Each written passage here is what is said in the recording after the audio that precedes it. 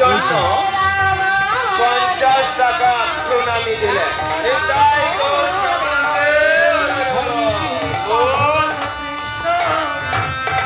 গৌর ভক্ত শিবপ্রসাদ মাইতি মহাশয় বাড়ি কামারদা, তিনি এই মধুর বৃন্দাবনে প্রভুর সেবার জন্য 101 টাকা প্রণামী দিলেন।